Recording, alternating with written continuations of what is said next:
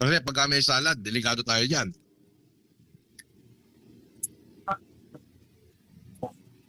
Alam niyo ba yung upuan na yon? Kung saan ako inaresto? Sumikat na upuan na yon.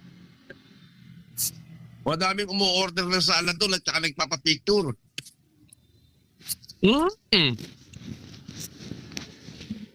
Alam mo yung upuan doon sa mababa? Yung kung saan ako pinusasan? Ano yun eh? Sumikat yung upuan na yun. As in sumikat, no?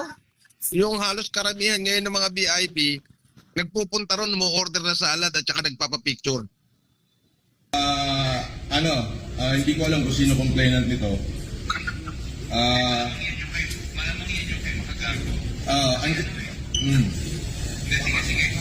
Andito ako sa Newport, ina-arresto na nila ako, sasama ako ngayon, hindi ko natatapusin itong pagkain ko.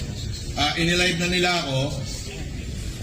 Pwede bang kasama na lang ako, Brad? Huwag mo na ako ipahiya. Hindi, kailangan po kasi may procedure po tayo. Sige, sandali. Ihiramin ko lang. May procedure po tayo, sir. Attorney, nasan ka ba? Kunin yung dito, dito nakalive. Kailangan bilan nyo na ako rito. Sasabihin ko lang Walang live dito. Walang live, hindi naka-live to.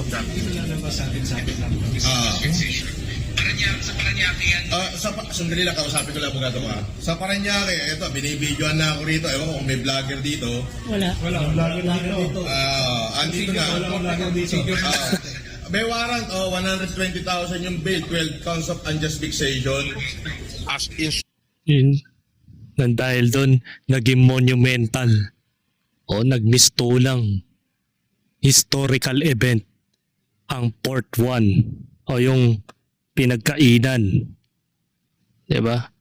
Port, ano ba yung tawag niyan? Port 9? Na pinagkainan ni Norma Mangusin sa Sheraton.